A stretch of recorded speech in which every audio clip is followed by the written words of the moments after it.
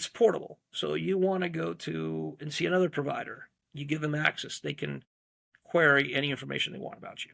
And David, let me pause. And in that setting, the patient would be your client, not the provider, or Okay, very interesting observation. Right now, this is a B2B platform. It's for the provider.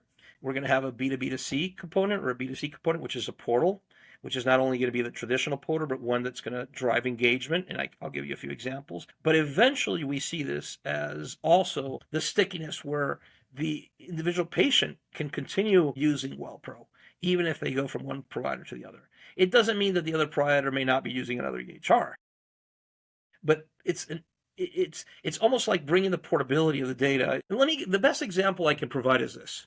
So one of my co-founders, who's the head of user experience, he was a Navy brat, I guess you would say. I'm from Venezuela originally, South America, so Spanish is my first language. So I think you call it Navy brat, right? When your parents are moving all over the world, and so back in those days, in the 70s and 80s, his dad needed to carry around with him his own patient records, because when they were moved to Germany, stationed in Germany, he would have to bring his own records to the doctor in Germany. The doctor would do his notes, hand them the note, and he would have to compile and aggregate and keep his own notes, right? And so let's think forward. It's the same idea, but in a digital world, where in an AI world, where you want to own your healthcare journey. You want to own the data, right? You don't want to have to depend on this provider or that provider. You want to be able to have everything consolidated.